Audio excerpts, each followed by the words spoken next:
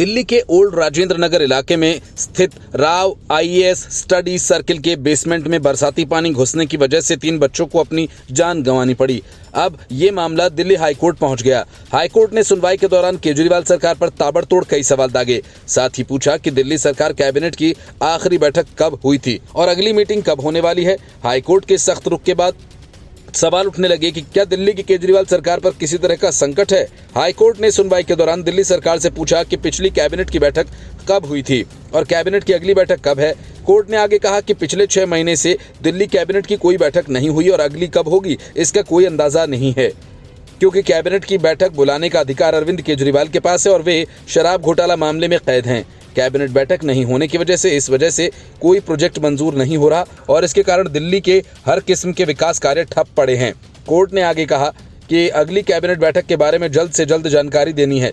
Court के इस निर्देश के बाद केजरीवाल सरकार के भविष्य को लेकर सवाल उठने लगे हैं, क्योंकि 10 करोड़ से अधिक बजट के काम बिना कैबिनेट की मंजूरी के नहीं हो सकते और केजरीवाल अपने पद से इस्तीफा नहीं देने पर अड़े हुए हैं।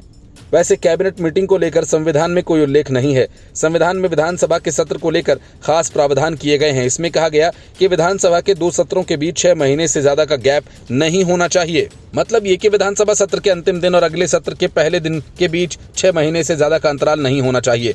लेकिन कैबिनेट मीटिंग को लेकर ऐसा कोई संवैधानिक प्रावधान नहीं है।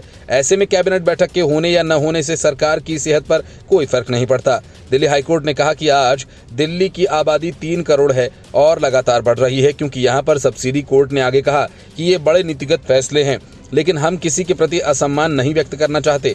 कोर्ट ने आगे कहा कि हमें नहीं लगता कि इसको साइंटिफिक तरीके से हैंडल किया जा रहा है।